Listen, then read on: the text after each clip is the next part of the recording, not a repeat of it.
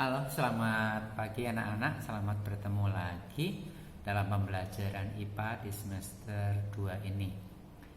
Eh, Situasinya masih tetap seperti di semester 1 kemarin, bahwa kita masih belum bisa melaksanakan pembelajaran secara langsung. Jadi kalian tetap belajar dari rumah dan seperti sekarang ini belajar melalui video pembelajaran, ya.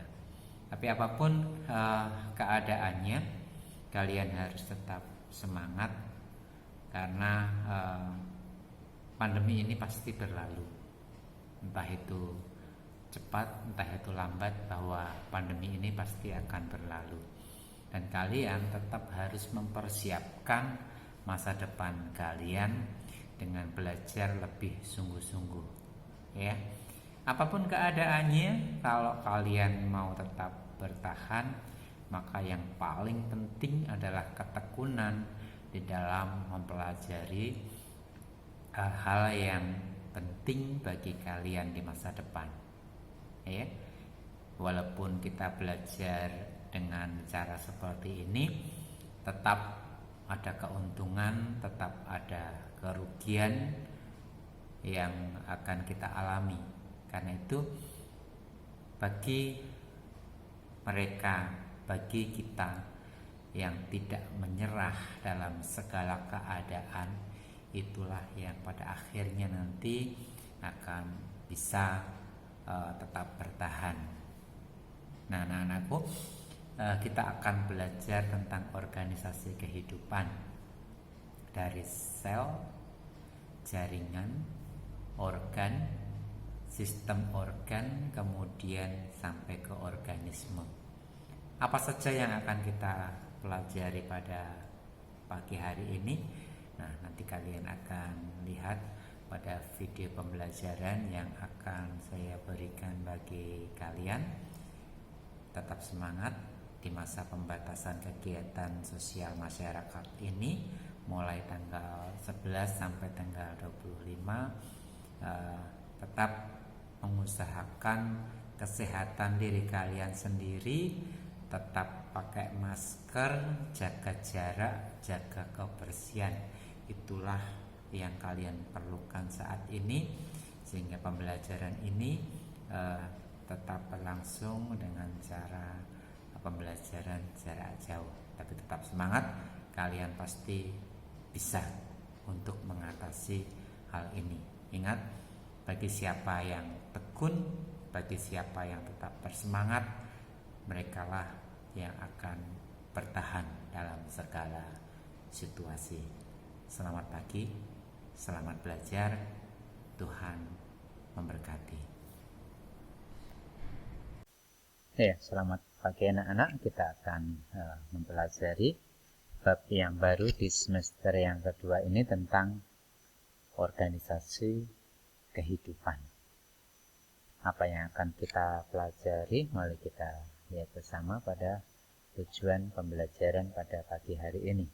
Yang pertama, tujuan pembelajarannya adalah menyebutkan tingkatan hierarki kehidupan. 2. Menjelaskan tentang sel tumbuhan. 3. Menjelaskan tentang sel hewan. 4. Membedakan sel tumbuhan dan sel hewan. Yang kelima, menjelaskan tentang jaringan pada tumbuhan. 6. Menjelaskan tentang jaringan pada hewan. Yang ketujuh, menjelaskan tentang organ pada tumbuhan. 8. Menjelaskan tentang organ pada hewan. 9. Menjelaskan konsep sistem organ dan organisme. Kemudian yang ke-10, nanti kita akan membuat model sel tumbuhan dan hewan.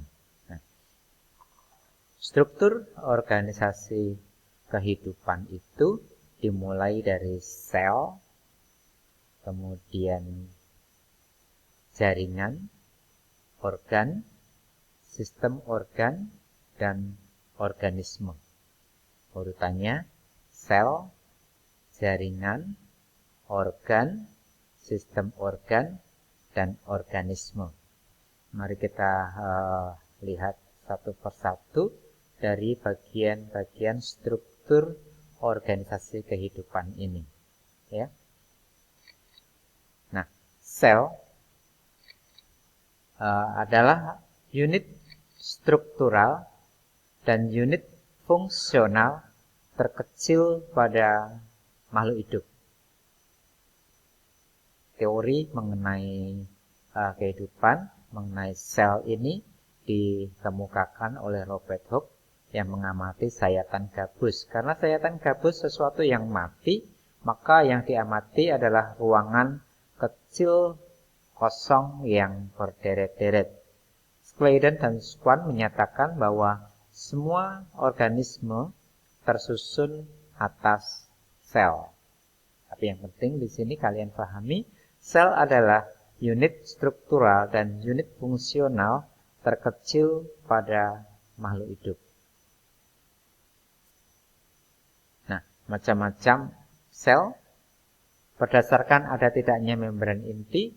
Sel ada dua macam, yaitu sel prokaryotik, sel yang tidak memiliki membran inti, ya.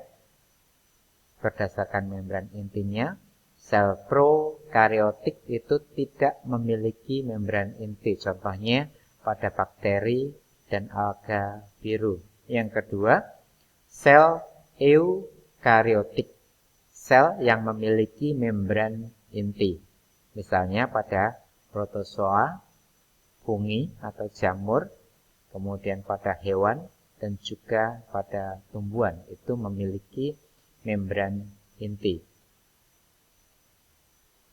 Berikutnya, berdasarkan banyaknya sel yang menyusun tubuh organisme dibedakan menjadi dua, yaitu organisme uniseluler, ya, uni itu satu, karena itu organisme uniseluler itu terdiri atas satu sel, ya. Tetapi semua aktivitas hidup dapat dilakukan oleh satu sel itu sendiri, ya. Misalnya bakteri, protozoa, dan alga.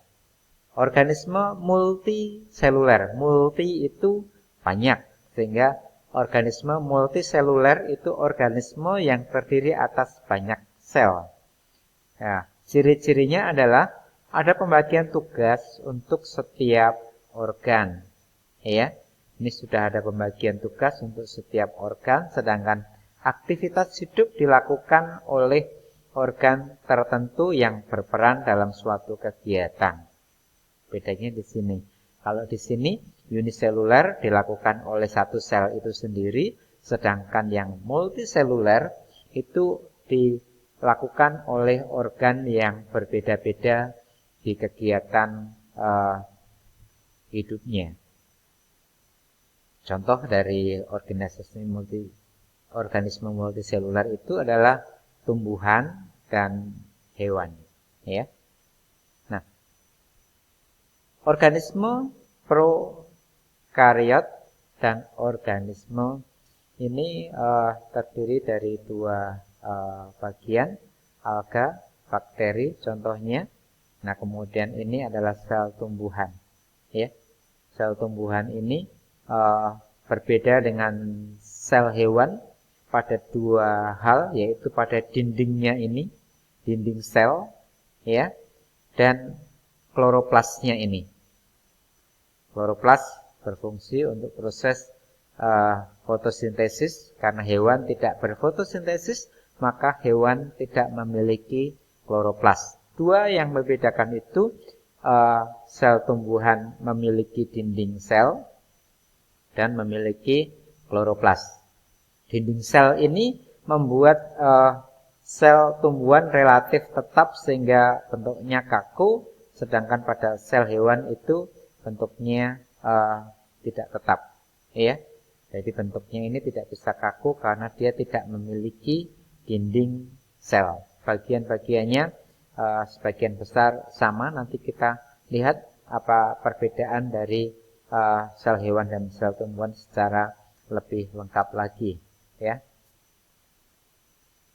Nah, cara mempelajari, mengamati sel, karena sel itu sangat kecil, diperlukan alat bantu yang cukup kuat, yaitu menggunakan mikroskop cahaya.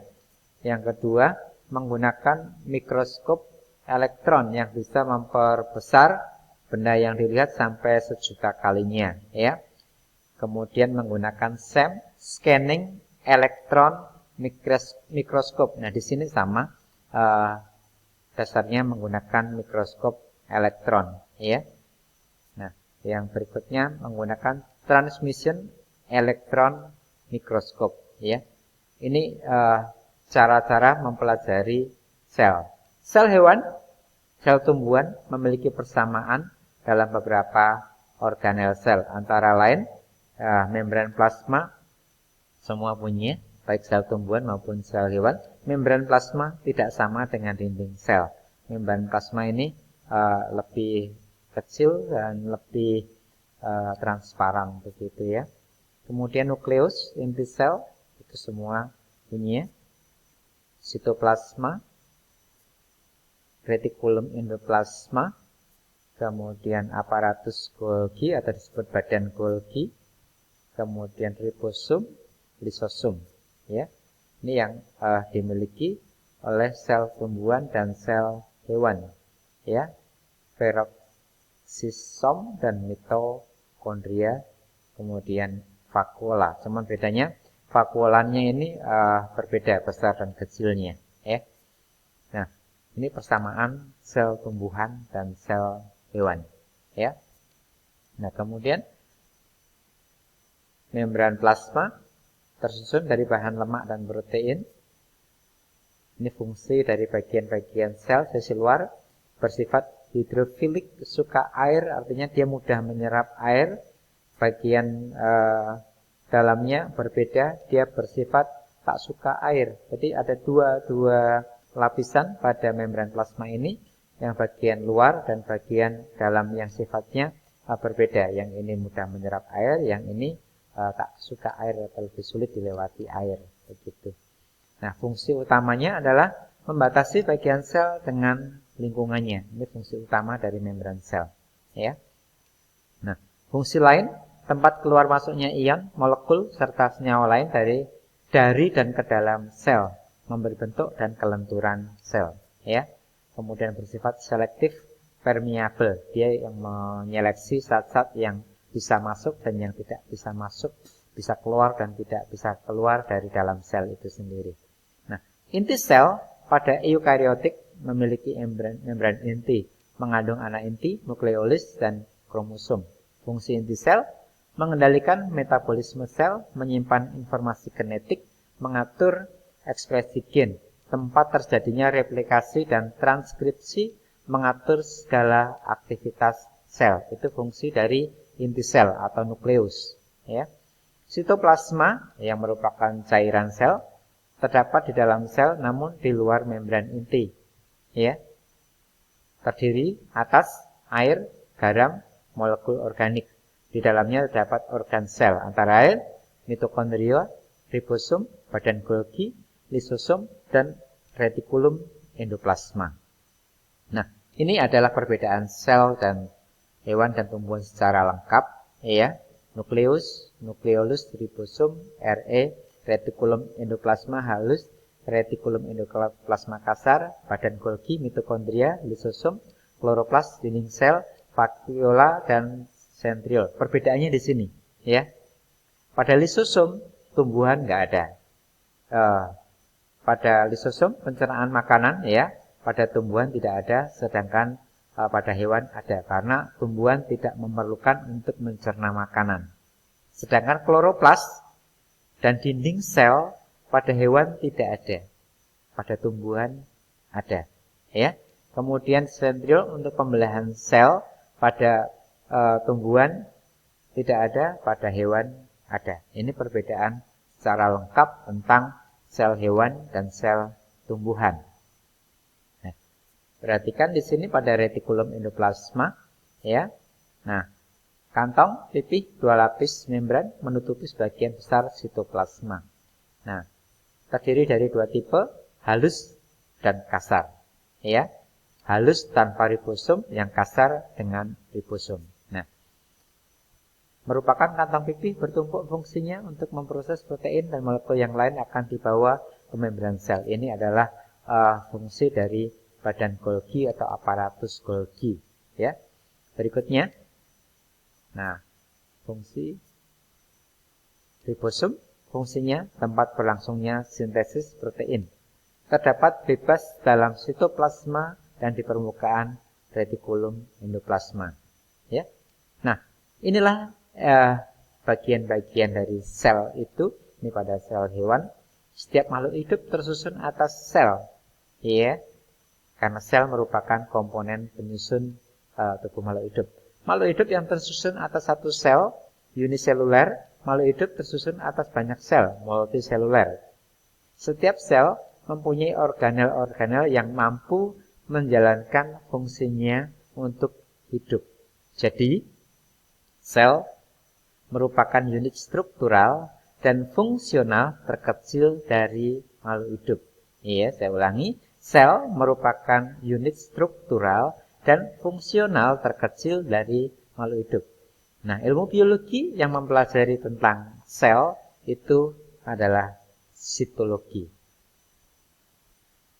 Jaringan, kumpulan dari beberapa sel yang mempunyai bentuk, susunan, dan fungsi yang disebut dengan jaringan, ya. Jadi ini sel-sel yang mempunyai bentuk, susunan, dan fungsi yang sama. Nah, perhatikan di sini, fungsi yang sama inilah yang disebut dengan jaringan. Kumpulan sel ini bekerja menjalankan tugasnya sesuai dengan fungsinya. Jadi karena ini memiliki fungsi yang sama, maka ini akan bekerja sama menjalankan tugasnya sesuai dengan fungsinya masing-masing. Contoh, jaringan saraf berfungsi menyampaikan dan menanggapi rangsang dari reseptor ke efektor, ya. Ilmu yang mempelajari tentang jaringan disebut histologi. Nah, contoh yang lain misalnya jaringan kulit, jaringan tulang, jaringan rambut misalnya, itu ada banyak bagian di dalam tubuh kita yang terdiri atas jaringan ini, ya.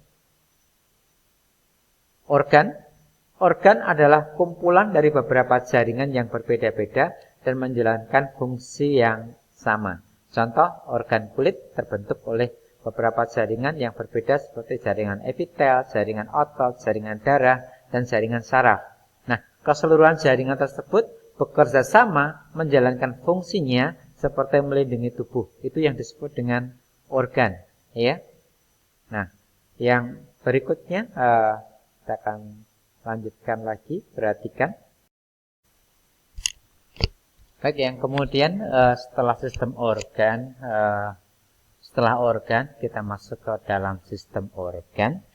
Yang disebut sistem organ adalah kumpulan organ yang sama, yang memiliki fungsi yang sama, kemudian mereka bekerja sama di dalam menjalankan fungsinya tersebut. Contoh sistem organ misalnya sistem pencernaan pada manusia. Sistem pencernaan pada manusia ini dimulai dari mulut, kerongkongan, lambung, usus halus, usus besar, kemudian anus yang dibantu dengan hati, pankreas, dan kemudian dibantu dengan organ-organ yang lain. Ini sistem pencernaan pada manusia. Sistem pernafasan misalnya hidung, tenggorokan, kemudian paru-paru. Kalau di sistem peredaran darah misalnya ada jantung, kemudian pembuluh darah.